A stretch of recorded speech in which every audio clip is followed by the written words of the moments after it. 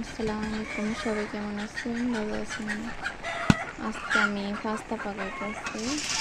তো আমার পাস্তাগুলো প্রায় সিদ্ধ হয়ে গেছে। এখন এগুলো দেবো। এগুলো একটু ছোটো টাইপের পাস্তা। এখন এগুলো দিয়ে দেবো। ওগুলো প্রায় সিদ্ধ হয়েছে।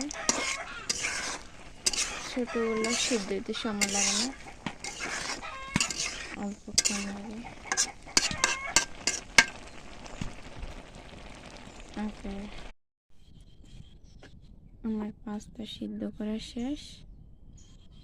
আমি এগুলো ঠান্ডা পানি দিয়ে ধুয়ে ফেলছিলাম।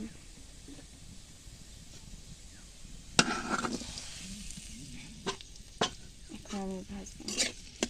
এখানে পেঁয়াজ, কাঁচামরিচ, টমেটো দিয়ে দিয়েছিলাম।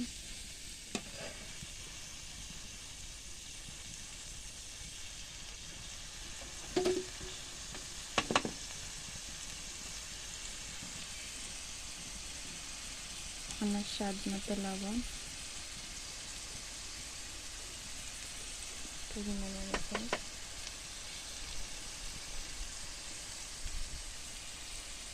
টেবিল রসুন বাটা,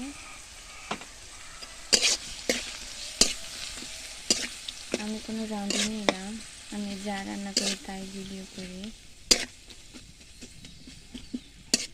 তো আমার অত ভালো রান্না করতে পারি না, ভুল হলে ক্ষমা করে দেবেন। এখন আমি একটু হলুদের গুঁড়া দেব, অল্প একটু। আমার শাশুড়ি একেবারে ঝাল খায় না,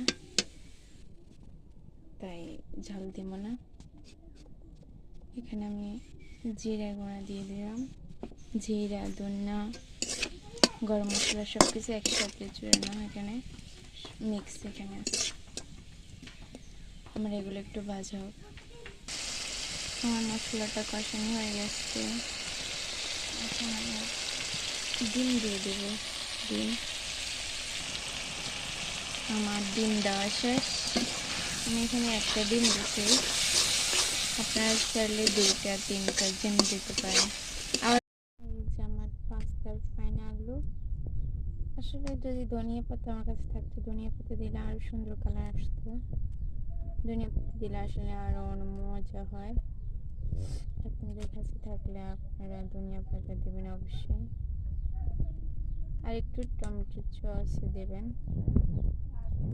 তাহলে আরও অনেক মজা লাগবে। ওকে, আল্লাহ হাফেজ, ভালো থাকবেন।